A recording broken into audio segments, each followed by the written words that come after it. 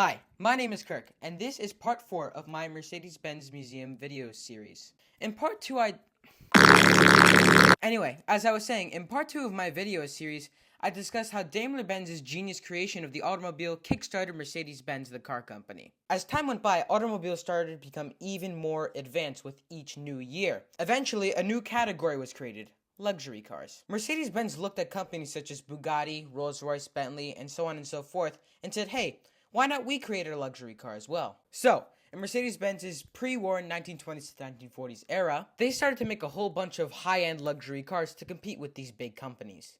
Check this out. This is a 1923 Mercedes-Benz 1040 PS. This car used a 1.6-liter 4-cylinder engine that made 10 horsepower when a supercharger was not engaged and 40 horsepower when a supercharger was engaged. This engine was derived from one of their successful race cars. This is what you consider Mercedes-Benz's first Grand Tourer sports car. This is the Mercedes-Benz 26 120 180 PS Type S Tourer wagon. With its supercharged 6.8-liter inline-six engine, it was basically the 1920s pocket rocket. This 1938 Mercedes-Benz 260D Pullman limousine was the first diesel-powered production car. Yes, you heard that right. Usually diesel engines were used in large trucks like this one, pictured over here.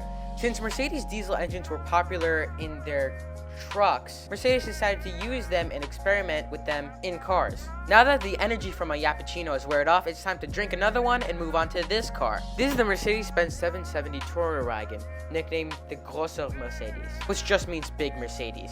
With its big 7.7-liter supercharged straight-8 engine, it was able to make a big horsepower figure of 230 horsepower. Everything about it basically just screamed big. Everyone who was big in the German world owned this car. Similar to the 770 Tourer, this car is the Mercedes-Benz 540K Cabriolet. This car is powered by a smaller 5.4-liter supercharged straight-8 engine that made 150 horsepower, and prices for this car nowadays skyrocketed to $5 to $7 million.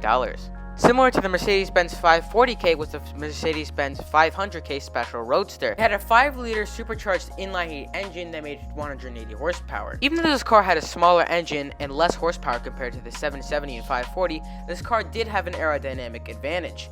With this aerodynamic advantage, it would allow the 540K Roadster to accelerate to over 100 miles per hour. Get ready for the name this car has. This is the Mercedes-Benz 27 120 225 PS Type SSK Sportsweiser. This car was originally supposed to be the successor to the 1040 PS.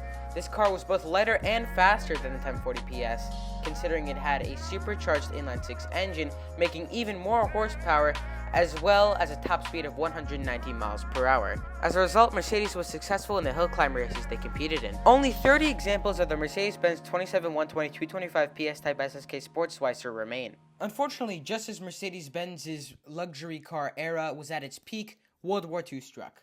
Because making cars became difficult for Mercedes during the World War II, they switched to making airplane engines and bicycles. Interestingly enough, during World War II, Germany had the brilliant idea to create a people's car, since cars were more of a luxury for people in Europe. This is how the company Volkswagen was founded.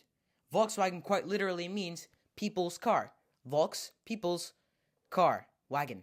Mercedes-Benz wanted to keep up with this affordable people's car quality. That's when the 1950s and 1960s era began. I'll talk more about that in the next video. See you next time.